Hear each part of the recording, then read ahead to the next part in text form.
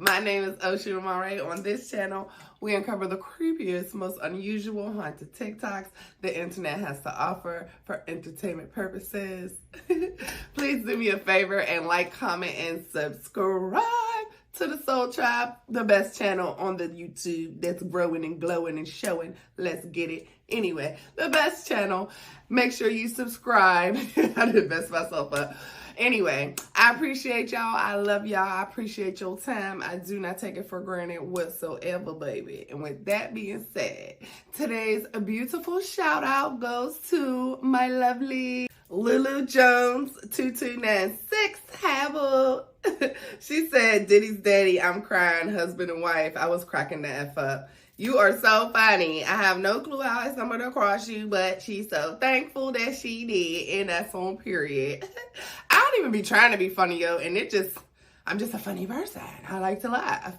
And I just say what's on my mind. Sometimes I don't think before I say things. I've been working on that. I used to be way worse, okay? Trust me. So now I'm more compassionate, trying to care more about people's feelings and things of that nature. So, thank you. But yes, Diddy is daddy to Mr. Frenchie Montana and Frenchie Montana's mommy. They are husband and wife. They are a happy married couple. So just leave them alone, okay? Let them be who they are. Anyway, let's get into this Christmas Tale Scary Story video. Happy holidays to you and your family. Let's get into it. Santa Claus might not be as innocent as people think. He's way more evil. In 1994, 2 children disappeared on Christmas in the small town of Maple Creek, Ohio. Their parents said they heard footsteps on the roof, then heavy boots inside the house. One mom heard bells in her child's room, but when she ran in, her son was gone. The only thing left was a candy cane on the bed, half melted like someone had been holding it. Some people believe Santa's naughty kids list isn't just for fun. It's a list of children he takes. Every few years, kids vanish on Christmas Eve, leaving strange clues: coal in the fireplace, a torn red thread, or cookies bitten by teeth too big for a human mouth. Years later, a man from Maple Creek claimed he saw Santa in his house when he was a boy. But this Santa wasn't jolly. His smile was too wide, his eyes were black, and he held a large sack that seemed to twitch. The man swears he heard faint cries coming from inside it like the voices of other children. But here's the twist. He also noticed something else. Santa looked just like his father. It's said that sometimes Santa takes more than just the naughty.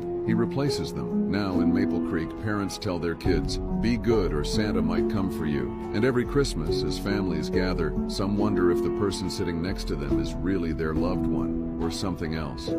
That was creepy and weird. That was a good one. Next video.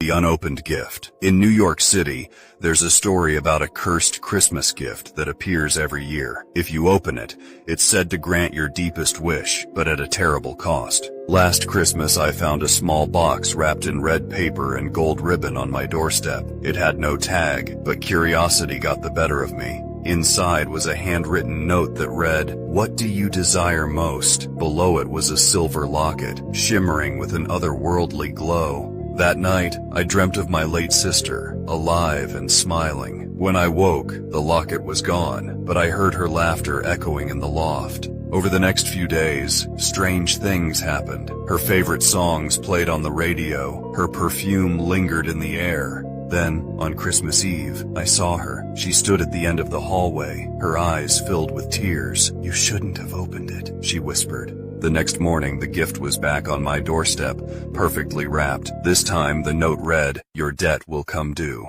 Oh, hey y'all, it's me, the Money Professor. How are you? Well, I'm just, helping a client with some mortgage protection. What's mortgage protection? It's a life insurance policy that protects your family and your family's home in the event that you get sick, in a bad car accident, or just pass away before your mortgage is able to be paid off. This is the best way to keep your family and your home safe in the event that, like I said, you pass away. Mortgage protection policies are primarily term policies, and they last, 10 to 30 years, depending on your length of your mortgage payments.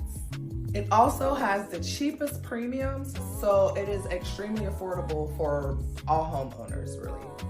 I personally believe everyone should know the power and benefits of having mortgage protection, as well as life insurance in general. The different kinds of life insurances that are offered and how important it is to have for you and your family.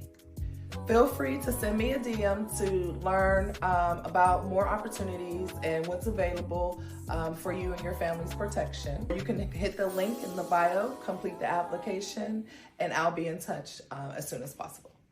Talk to you soon. That Christmas Eve was almost perfect. The night was cold, stars scattered across the sky, and the warmth of our little house wrapped around us as we put the last few ornaments on the tree.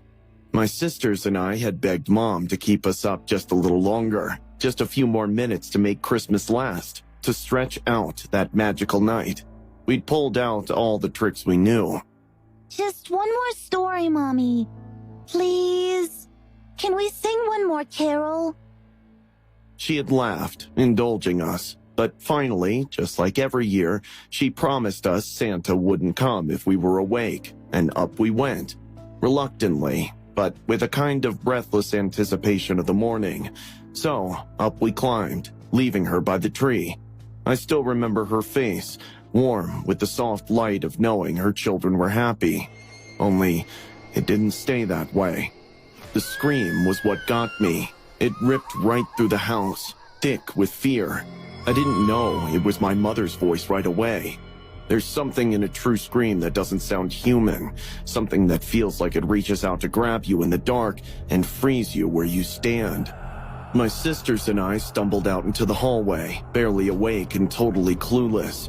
The house was still dark except for the weak glow of the Christmas lights from the living room. My youngest sister clutched my arm, her eyes wide and frantic. We all stayed still, paralyzed, listening to that awful silence after a scream. But then, a faint sound took over. Footsteps. A man's footsteps. He wasn't like a shadow. He was more real than that. The closer he came, the clearer his face was, even in the dark. And it wasn't the face of someone we knew. Not a neighbor, not a family friend, not even a stranger you'd see in the street. Something was off. Something that told all of us, that he shouldn't be there. Shh. He brought his index finger to his lips. That's when it came to light, the glimmering blade. He was holding a knife.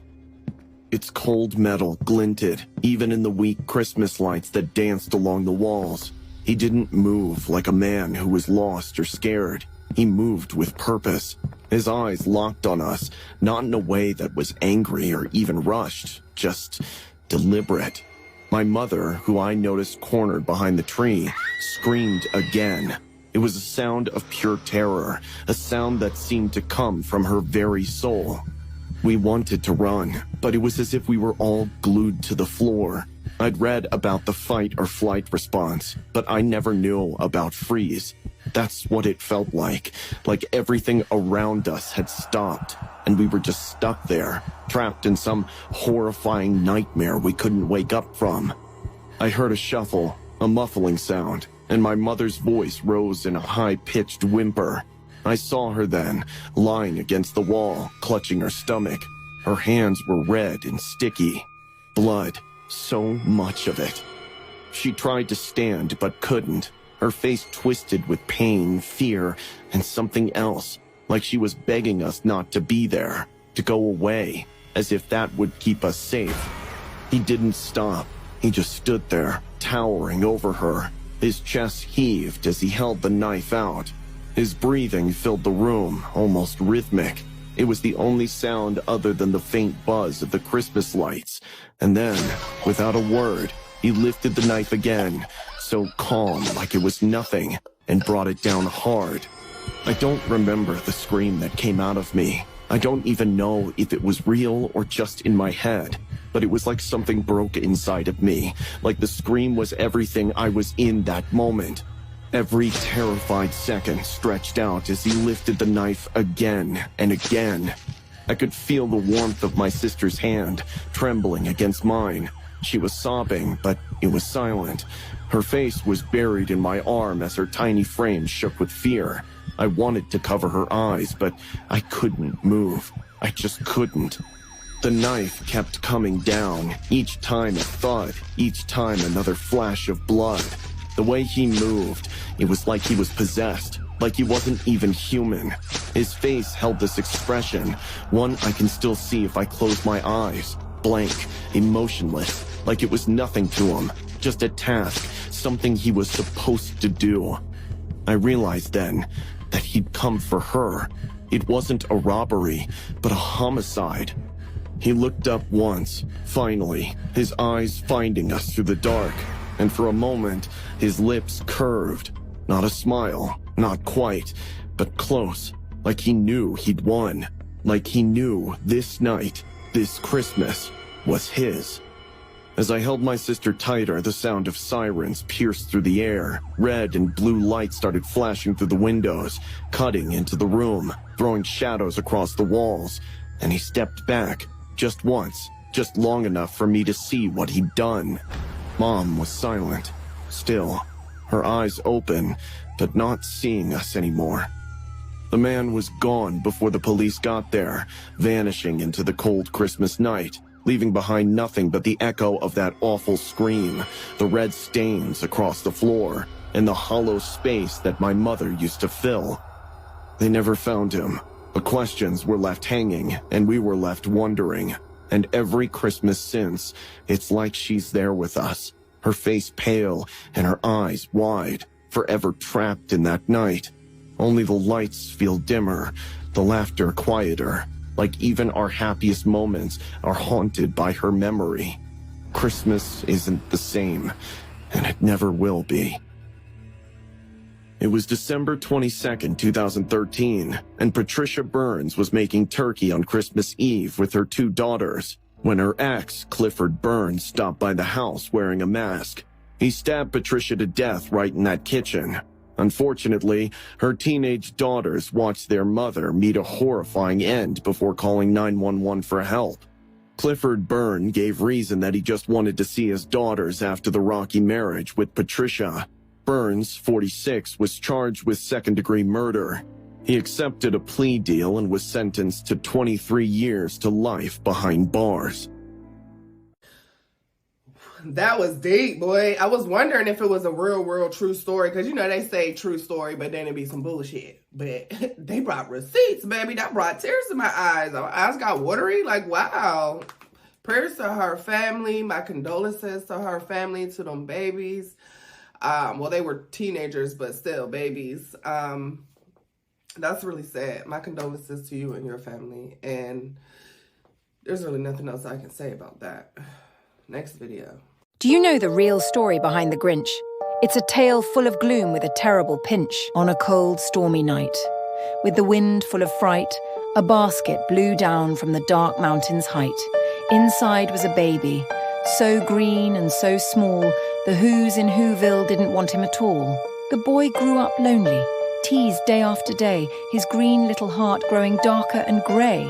One Christmas Eve at a town celebration, he watched from the edge in bitter frustration. The Who's danced and sang, the lights shining bright, and something inside him snapped that night. With a growl and a sneer, he crept through the square and set the grand tree ablaze in the air. Anyone near who dared cross his path faced his cold fury, his unyielding wrath. And so Christmas for him became more than a fight. It was the time he would haunt them, year after night. Follow for more dark origin stories. I love The Grinch. That's one of my favorite holiday movies. Whoville, honey. I could be in Whoville. I'll fit right in.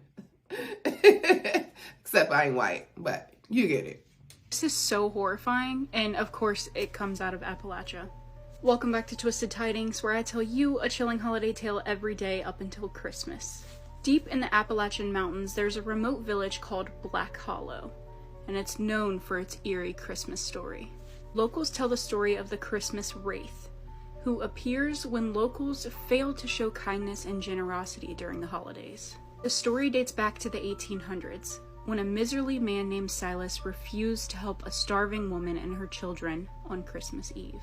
Silas had plenty of food and firewood, but unfortunately turned the widow away into the cold winter night. The widow and her children froze to death near the edge of town, and from that year on, strange things began to happen.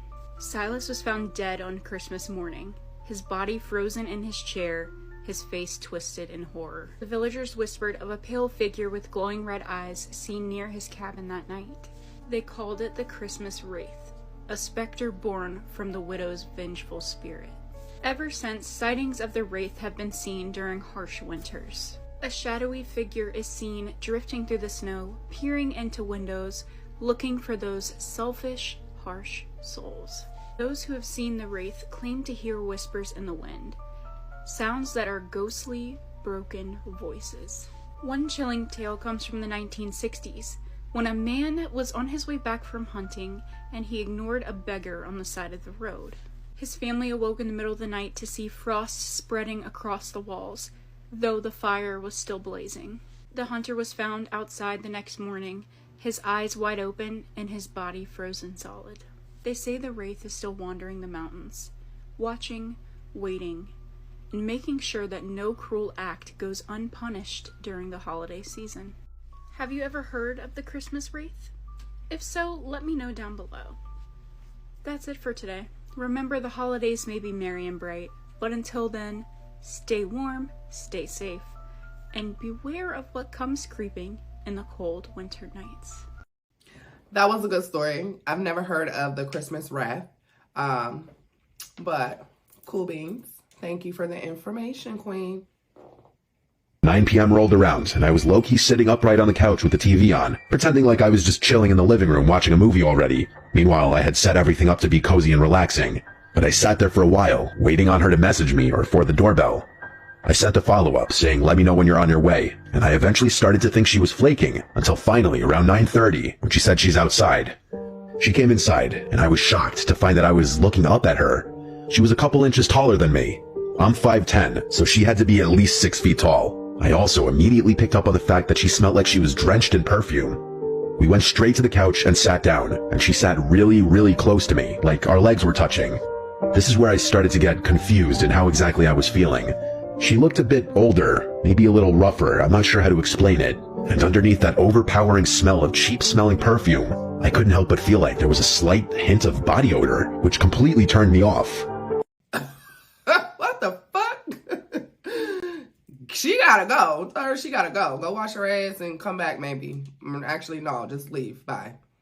Do not eat candy cane. Legend has it that the candy cane dates back to 1670 when a pastor in a church gave out sugar sticks during sermon to keep the children quiet. Now the board was pissed and they were like, you can't just give out candy in church. Candy does not belong in church. So the pastor added a hook to the candy cane because he was like, now it resembles a shepherd's staff, so it belongs. And the board was fine with it. So that's where the candy cane got its hook. But up until 200 years ago, candy canes were all just white. It didn't even have the peppermint flavor. Now let's get into why you should not eat candy cane. If you go outside past curfew, if it's snowing and you start to walk home, you'll get lost. The neighborhood will start to look different from how you remember. If you see this sign, make sure to walk the other way. The sign will say Candy Cane Lane. And if you get close enough to hear the Christmas music, it's already too late. There will be Christmas lights run along all the houses, and the temperature will start to drop. It's said that once you step onto this mysterious snowy street, you'll never leave. Hundreds of children are stuck, still wandering there looking for home, slowly going mad from the same Christmas song playing over and over and over again. Do find yourself on Candy Cane Lane. Beware of the boy holding the candy cane. He may claim that he could help you escape, but he is the monster of Candy Cane Lane. But you can't fault the monster because he's not really evil. The monster's just hungry.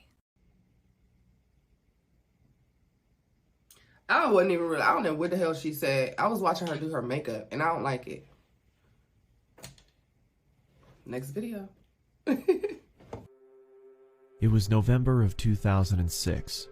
I was a 16-year-old kid living in the town of Altoona, Iowa.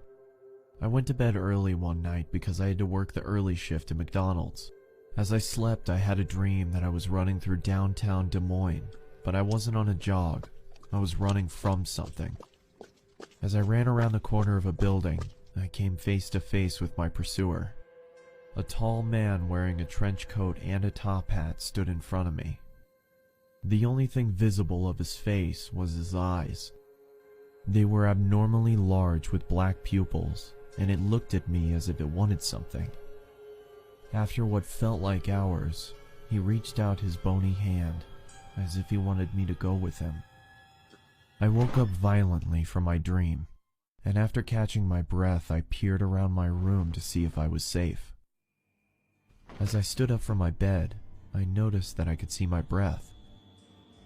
Feeling confused, I checked my window. It was latched shut. I then walked over and checked my vent. I could still feel warm air coming from it. Yeah, we know what that means. And I didn't cut it off, okay? Chill out. It cut off on its own. The 12 knocks. There's an old Vermont legend about the 12 knocks of Christmas. They say each knock represents a soul that's been judged unworthy, and hearing all 12 means you're next. Last Christmas, I stayed in an isolated farmhouse with my family. On Christmas Eve, just after we settled in, we heard the first knock at the front door. My father answered, but no one was there. The second knock came an hour later, louder and more insistent. Again, no one was outside. By the sixth knock, we were too frightened to open the door. By midnight, we reached 11 knocks. The house was dead silent, and we prayed the 12th wouldn't come. But when it did, it wasn't a knock. It was a thunderous bang that shook the house. The next morning, my father was gone. His chair at the dinner table was empty, his boots by the door untouched. All we found was a single red handprint on the doorframe. What's that mean? It was Christmas Eve, and as a tradition, I stayed up late decorating the tree after everyone went to bed. Each ornament I placed felt heavy with nostalgia. This video was made for entertainment purposes only. Near the bottom of the box, I found an ornament I didn't recognize, a small glass figure of a child in a red coat. Its painted face seemed almost too lifelike, the tiny eyes glinting in the soft glow of the lights. I didn't remember buying it, but it was beautiful, so I hung it near the top of the tree. As I stepped back to admire my work, I heard a faint giggle. It wasn't playful. It was cold, sharp, and far too close. I spun around, but the room was empty. When I looked back at the tree, the ornament had moved. It was lower now, dangling right in front of my face. Its eyes seemed to be staring straight into mine. The lights flickered, and the room grew freezing cold. That's when I heard it, the faint sound of small footsteps behind me. Turning slowly, I saw her, a little girl in a red coat, her face pale, her eyes black as coal. She smiled, her voice echoing like a song through the silent house. You shouldn't have touched it. The lights went out. The next morning, my family found the tree fully decorated. The little girl ornament was gone, but at the base of the tree lay a tiny glass figure of me. What a creepy story. And while filming this video, I remembered something weird from when I was a kid. Every Christmas, I'd open this box of ornaments, and inside, there were these beautiful wooden ones. But here's the thing, I never remembered my mom buying them, and I went everywhere with her. They just appeared, and they always felt creepy. So I have to ask, have you ever found an ornament that didn't belong to you, or heard strange sounds around your Christmas tree? Here's a paranormal curiosity challenge for you. Hear me out. Tonight, take a picture of your Christmas tree and look closely at the ornaments. If you see one you don't remember hanging, or if something feels off, comment below and let us know. But be careful.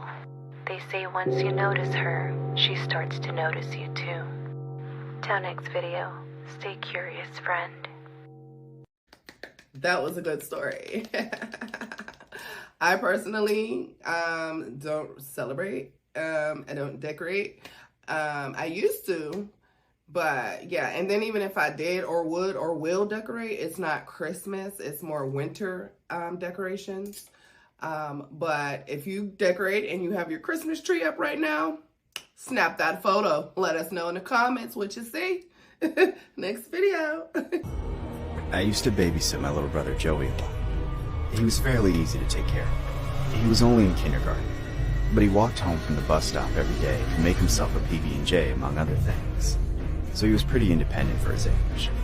He was also very capable of entertaining himself with toys and drawing, so I got to do my own thing. One day, while our parents were gone, I was bored and felt like Joey might be lonely. He was on the floor of his bedroom, drawing with the door open. I asked if I could come in, and he said yes. I went over to him and looked at what he was working on. There were 3 other drawings on the floor. Crude portraits of me and our mom and dad. Joey was scribbling together a 4th portrait, but I didn't recognize it. I didn't interrupt him though. I just watched it come together. It was a man, but Joey only bothered to draw the details of the top half of his face before grabbing a red crayon and scribbling a giant triangle over where his nose and mouth would have been. As Joey filled the triangle in with a bunch of swirls, I noticed that the size of the head matched the size of the portraits of our parents, being bigger than mine or Joey's, signaling that the person was an adult, whoever they were. However, when Joey finished the drawing and gathered the other ones to arrange them, he put our mom and dad together on top, then below them, me, the unknown man, and Joey, in that order, as if he was a kid like us. I asked Joey who the man was. He replied very plainly, "That's the bandana man," he said. I asked if that was his imaginary friend, and in the same nonchalant tone he said, "No, he's real." I was a bit worried, so I asked a few more questions. Apparently, the man wore the bandana so he wouldn't get sick. This was during that time period, so that sort of checked out. Joey also said that he and the bandana man played almost every night. That information struck me as very hard to believe unless the bandana man was imaginary, because I knew Joey had only been playing alone. Unfortunately, when I asked if they had been playing past his bedtime, he stopped answering. I could tell he was getting annoyed with me, so I figured I should drop it for the moment. A few hours passed and our parents came home. By then, Joey had put all the drawings in the fridge. When my parents saw the bandana man, they were also concerned. However, they weren't able to get any more information out of Joey than me. We all figured Joey had conjured it up after seeing a cowboy movie or something, and tried not to fixate on it. But the drawing was right there in the kitchen, staring at me every time I sat down to eat a bowl of cereal in the morning. I couldn't get the image out of my head. One evening, on a Saturday, my parents were going to some big dinner party and said they wouldn't be home until around midnight, so we were supposed to be asleep when they arrived. I got Joey into bed around 9, but I stayed up for another hour or so before I went to bed. I lied awake for what must have been 30 minutes. Then I started to hear Joey talking to himself or his imaginary friend.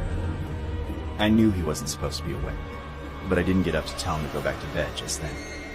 I was very comfortable and didn't want to move. I contemplated letting Joey get in trouble if he got caught, maybe just hollering at him from my bed. But after a few minutes, something else happened. There was a very light knock on my door. Then Joey's voice asking if he could come in. I said yes, and as he slowly opened the door, Joey said, "The bandana man wants to play with you." My blood ran ice cold when I saw a tall man standing behind Joey, wearing a red bandana as a mask. As I stared in shock and disbelief, the bandana man entered my room and approached my bed. I could hear his breath, heavy and excited. His eyes were wide with hunger. Then, Joey spoke again. "He doesn't want to play with me tonight. Just you," he said. Then he closed the door. I finally snapped out of it and screamed at the top of my lungs. I tried to jump out of the bed to run, but the man pounced on me, pinning me down. I kept screaming and trying to get away, but he crawled over me, keeping my arms down with his knees. He took the bandana from his face and stuffed it into my mouth. Then, he undid his belt and tightly wrapped it around my head to keep it in place. Just as I realized there was no way out of what was about to happen to me, I heard my dad calling out that he was home, that we had better be in bed. A moment later, he started scolding Joey for being up. Suddenly, the man jumped off me and ran out of the room. My dad shouted at him and I heard him start to run. But the man managed to get back into Joey's room and escape through the window. I took that crap off my face and screamed louder than I ever had, immediately beginning to cry. I sobbed for a long time before I was able to say anything about what happened. I told the police everything, and they questioned Joey about it. The bandana man had befriended Joey one day on his walk home from the bus stop. Everybody was wearing a mask around that time, so he didn't stick out. He came into Joey's window every night and came to play with Joey, asking him questions about us and our parents, gathering information. When he knew our parents wouldn't be home for the night, he finally asked Joey to take him to me. If my parents hadn't come home an hour early because my mother wasn't feeling well, that would have been the worst hour of my life, potentially my last. What the fuck? So what was he doing? Was he trying to rape him? Or I'm confused. And why is the little boy so dumb to let the stranger in his home in the middle of the night without letting his parents know? I don't care how old you are. No child is that dumb if they know it's a real person. Like, oh, hell no. Child, don't give me the line. That was a wild ass story. And Big Brother's a whole ass pussy. That nigga's a punk. Period. Next video. It's December 2022. My girlfriend Charlotte and I were driving to the Pocono Mountains. We had rented a super cozy looking Airbnb decked out with Christmas decorations, and it was nicely located with a nice view, big property, and not far from a cute little village. To make things even more festive feeling, there was a snowstorm coming that night, so we set out on the road a little earlier to allow us time to get groceries and everything set up in the Airbnb. From the city to the Poconos was about 4 hours. We made decent time. We stopped at a Family Dollar for some snacks and groceries, and then we went straight to the Airbnb. We turned towards the uphill gravel road through a clearing in the trees that led to the property. The house was surrounded by woods. It had a big deck with a hot tub on it, which was very appealing, especially the idea of sitting in it during a snowstorm. There were a bunch of Christmas decorations on the property, including some light-up reindeer, a big snowman, and big decorative candy canes lining the walkway to the front deck. We had to take a few trips to and from the car to bring everything inside. First impression, the place had a very comfy feeling as we expected from the pictures. It had a Christmas tree in one corner, stockings hung on the walls, and a bunch of smaller decorations scattered about. It had that very welcoming smell of wood that you'd expect in a country log cabin, though it was more so just a regular house. Then I realized why. There was a stack of logs next to a big fireplace in the living room. There were 3 bedrooms, though of course we only needed 1. We put our luggage and such in a second bedroom. I did the usual stuff like inspect the fridge, turn on the TV to see if there's cable or Netflix, and look out all the windows. There was an upstairs, but it was more of a loft with a pool table and a couple of couches. Then there was a basement. For the hell of it, I went down to check out the basement. It was fairly big relative to the size of the house. It felt disconnected from the Airbnb though. It wasn't furnished for hanging out in. It was dark and cold and felt more like a space to do laundry and a workspace. Then there was a knock at the front door. I hurried up to answer it, and there was a guy who looked to be in his late 40s. He was wearing gray sweatpants and a ripped-up yellowish-brown jacket. He smiled at me and said, "How are you folks doing?" I replied good and asked him if he was the Airbnb host. He replied he runs the place with his brother. I asked for his name, and he said Tom. Tom said he lives just up the road next door if my girl and I need anything. I thanked him, and then he walked away. I found it interesting that he knew I was with my girlfriend. Charlotte didn't come to the door, but maybe his brother told him about us. I did have a conversation with Mike, the host, about it being my girlfriend and I wanting to do something festive. It was pitch black out and it was snowing. We cranked up the heat in the house and started preparing the dinner we bought, which was chicken thighs, broccoli, potatoes, and cornbread. It was pretty grab bag.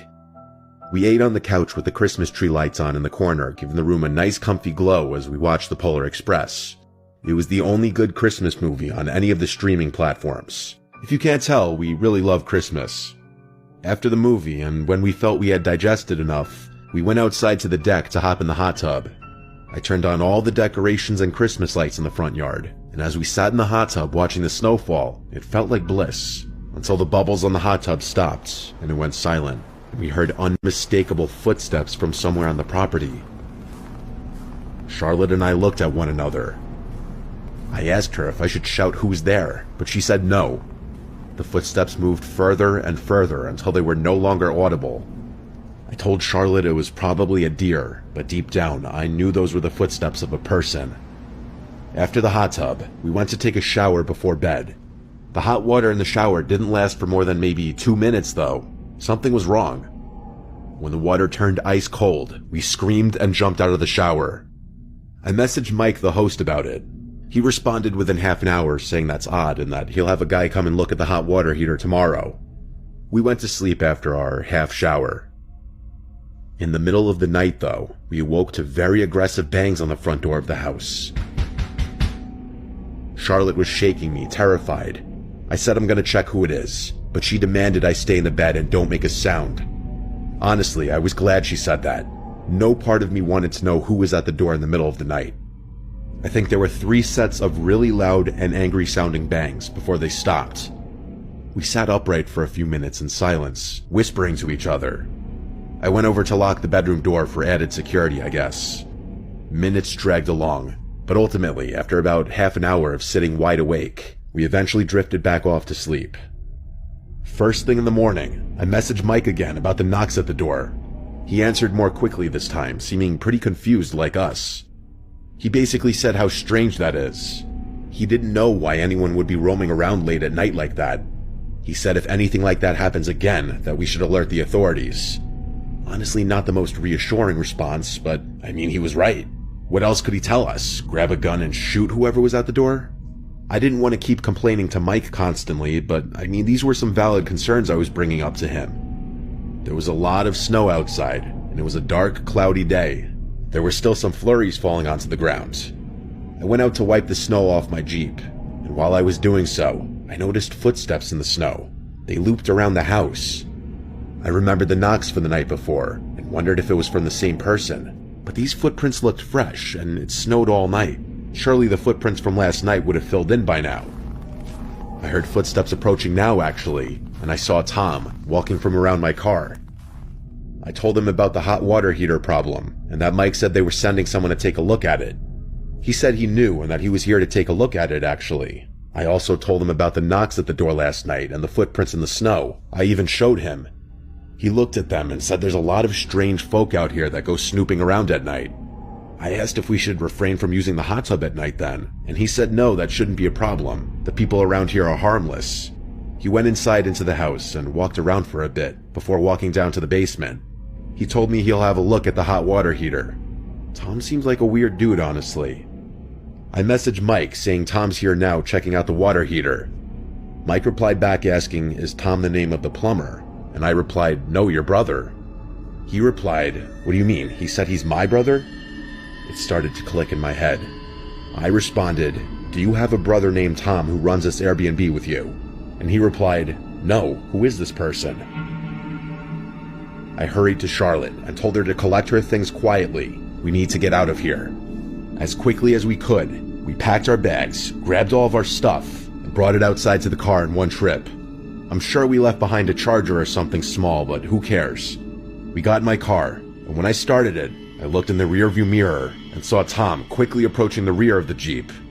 I put it in drive and drove out of there as quickly as I could. When we were back on the road, we called Mike and explained everything and told him he needs to call the police now. He didn't stay on the line with us for long, but 20 minutes later, he called us back. We were in the car still. He said the police were there now and didn't see anyone in the house. Mike was on his way to the house as well, but he was mostly calling to get more details from us. We drove around the area and explored just as a way to calm our nerves after what just happened. After a few hours, we drove home. Mike messaged me later that night updating me and apologizing for everything. He said he didn't know anyone who resembled my description of Tom. What disturbs me is that man was watching us the entire time, from the moment we arrived to when we were in the hot tub, and he was probably the one banging on the front door in the middle of the night. Who knows what his intentions were? It's a good thing we left when we did, though. Hey, I'll say it again. Don't go nowhere without no protection. Period. Yeah. Praise the Lord, baby. Jesus got you. Whatever. No. Protect yourself. Physically, protect yourself. Okay? Spiritually, we all protected in many different ways. Not us all, but most people, if you're good, you know? And then some bad people are protected too. They got the demons protecting them. Whatever. But you still need to physically protect yourself. Men and women, especially women. Like, make it make sense. It doesn't matter your nationality. People are crazy, so protect yourself with a 40, okay? Oh my gosh.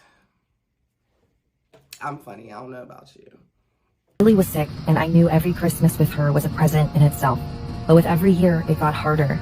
I wanted to give her all I had, even when I possessed little more than the clothes on my back due to our situation.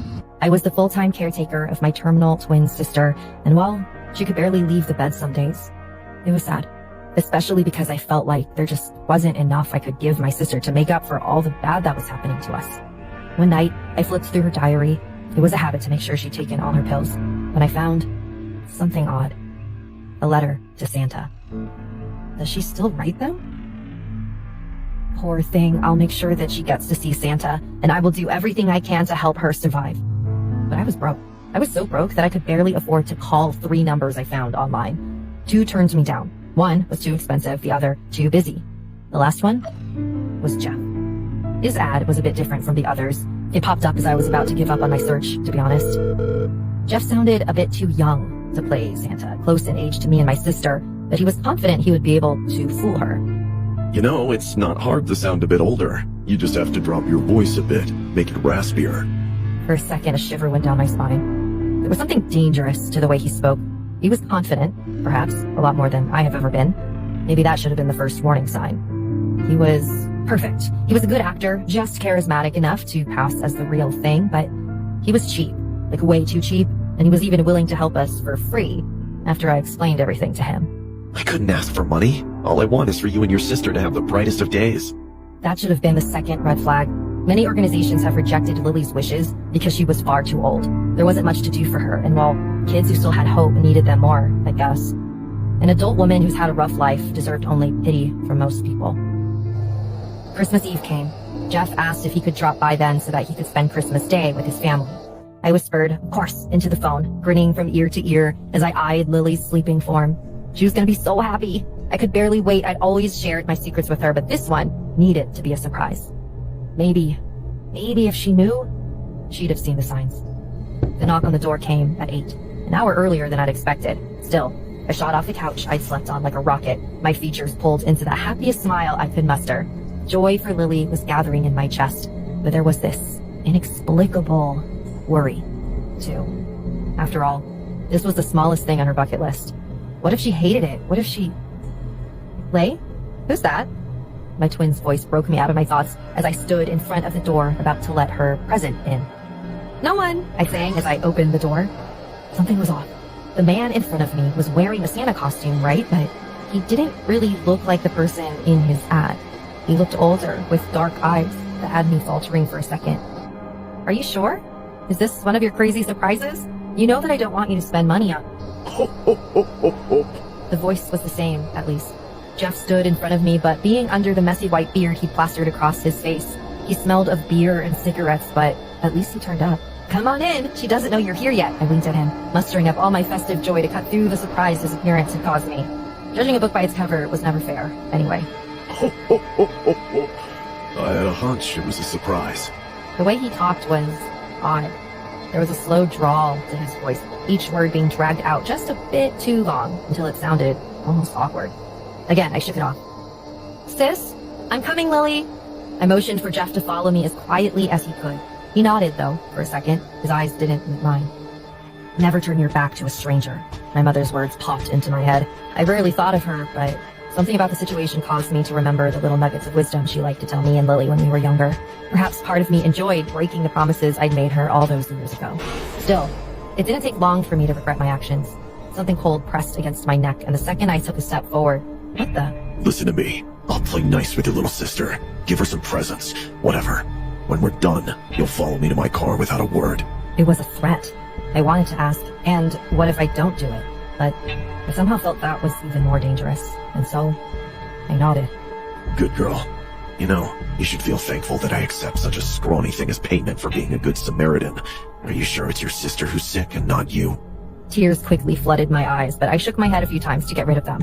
I looked around, desperate for a way out, but I found nothing. Our place was humble at best, and Lily was very sick. The only way I could keep her comfortable was by spending all of what we had on her. Sometimes I felt selfish, even for just eating. Lay? Follow me. I cleared my throat and led the man into Lily's room. I expected her to smile, but she didn't. What the heck? Surprise! I wanted you to finally meet Santa like you always wanted. Oh, thank you. Lily sounded unsure. Even when she finally smiled as Jeff stepped close to her, it never quite reached her eyes. I never got to ask why. Half an hour later, I was in Jeff's car, hands and feet bound. Just so you know, if you scream for help, my buddies will get your sister. There's no way you can escape from me. I wanted him to disappear, but I knew it was helpless, and it was all my fault. What the fuck? Where are these stories coming from? Who and why? Or what? So then what? You was raped and fucked some more, and then what? Did you get back home to your sick sister? Did she just later died to death? What happened? Somebody's weird. I guess I'm weird too, because I just came up with my whole old Indian song. Whatever. Being an orphan, every year my friend Julia's family invited me to their Christmas dinner. I remember the garland wrapped around their front door and the scent of pine and cinnamon spilling out as I walked in. The whole family of 10 was there, kids and adults, but this year the energy was off. Julia's eyes kept darting toward the door. Are you okay? Waiting for someone? Julia sighed. Just worried Brent might show up. Brent was her ex-husband, a loose cannon. They married when they were 18 and divorced just 5 years later. He was abusive, reckless, and everyone but Julia saw it coming from a mile away. They'd been going through a nasty divorce, and he'd lost custody of their son Peter just weeks before. I'd only met him a few times, but that was enough to feel his intensity. Brent had this presence about him, something dark. I told him he couldn't see Peter until after the holidays, but he's not taking no very well. He got a restraining order. Don't worry, you're with family. She managed a weak smile, but I could see the worry on her face. Later, while we were gathered around the tree, there was a knock at the door. Julia's face went pale, and the laughter in the room died instantly. I got up to answer it, expecting to brush off some random visitor, but as I opened the door, my breath caught. It was Brent, dressed as Santa Claus. He had the red suit, the hat, and even a fake white beard that only half covered his face. But it wasn't a joyful Santa standing there. His eyes were cold, focused. He clutched a massive, bulging sack over his shoulder. Brent, you're not allowed to be here. He pushed me aside and barged in. Ho, ho, ho! Julia gasped, clutching Peter close to her. I just came to bring gifts for my son. It's Christmas after all. The room was quiet. You need to leave, Brent. His eyes narrowed. I came all this way. Let me see my son just for a minute. A tense silence filled the room. I could feel the unease building as Brent's gaze drifted to each of us. Then he reached into the sack and pulled out something long and metallic, wrapped in shimmering paper. He ripped it open, revealing a shotgun. Brent, what the hell? Before I could even process it, he raised the gun, pointing it around the room as he spoke, his voice eerily calm. You all turned on me. You took everything. I just want my family back. The room erupted into chaos. Julia screamed, pulling Peter behind her as people scrambled for cover. I froze, feeling a numb sort of horror wash over me as Brent started firing shots. I jumped behind the couch, grabbing Julia's hand and pulling her along as she clutched Peter. Brent shot her dad twice in the chest, then chased her mom into the kitchen where he ended her. I could hear him talking, almost to himself, rambling about betrayal, about everything he'd lost. His voice was a blend of bitterness and raw fury, and it sent chills down my spine. They took away my everything! My everything!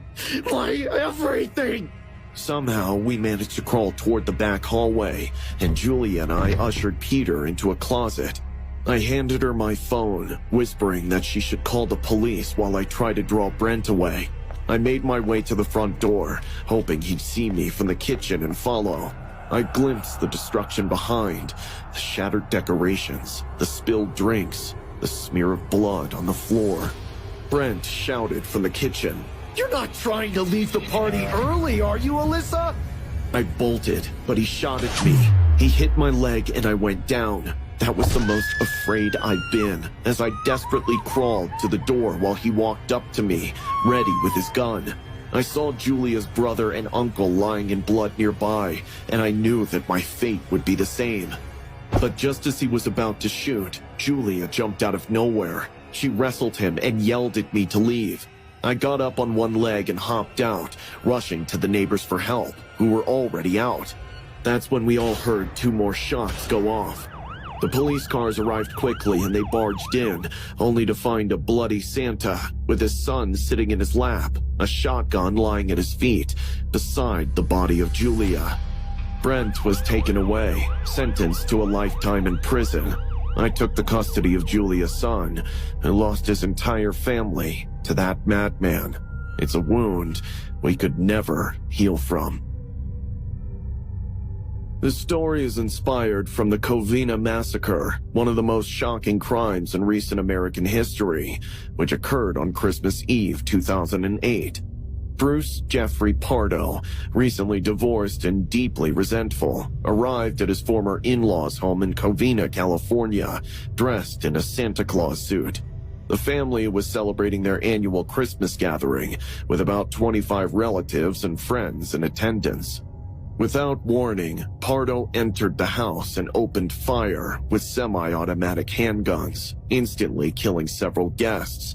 He then used a homemade flamethrower to set the house ablaze, causing the residence to burn down completely. 9 people, including his ex-wife, Sylvia Pardo, lost their lives that night. After the rampage, Pardo drove to his brother's house where he later took his own life. The massacre was motivated by a bitter divorce and Pardo's financial struggles. He had recently lost his job and was forced to pay significant alimony to his ex-wife. Ooh. Oh. I release all that energy, honey. Hell no, I don't want none of that. That was deep than a motherfucker. Oh my gosh. Oh my gosh.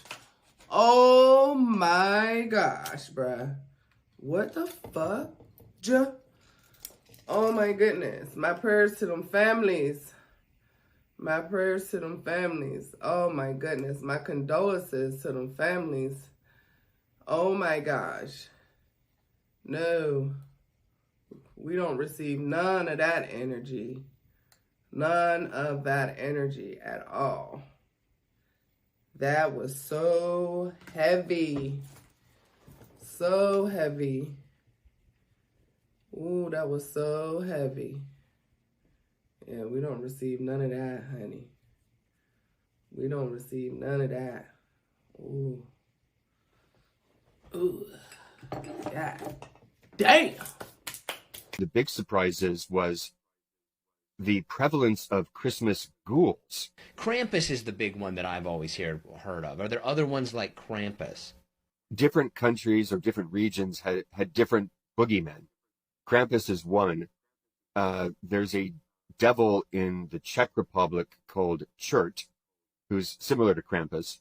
There is a child-eating scarecrow in parts of France called Hans Trap.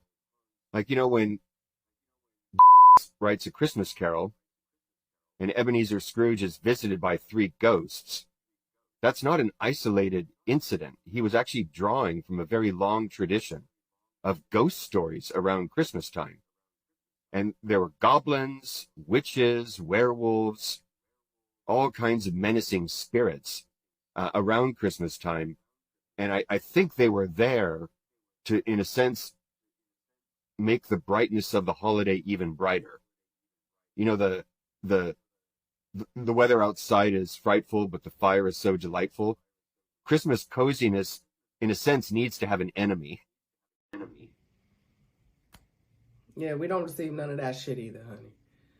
What the fuck? That's how we ending it. That's the last video. We're done, okay? We're done. I'm done playing with y'all. We're done. We're not playing like that, okay? What the hell? We don't receive none of this energy from this video. None. No videos, okay? Good vibes, good energy, good spirits, kind hearts. Love, love, love, more love, kindness, presence, grateful, gentle, love, angelic. Yes, okay. But you're in of another video, to say the least, okay? This was a heavy one. My bad, but I'm not. Anyway. Thank y'all. Appreciate your time. Happy holidays to you and your family, to whatever you believe in. Have a good time. Enjoy your family. Be grateful. Be kind. Be loving. Be joyous. Give gifts. Receive gifts. And just be an awesome person, okay, for 2025. Be the best you that you can be, period. Starting now, going into 2025, okay? I promise you, it'll change your life. Just be kind. I ain't gonna say be happy, because everybody's not happy. It's not easy for some people to be happy. But if you be kind, I promise happiness is gonna come upon you, because it's love. Just show love. Love is love.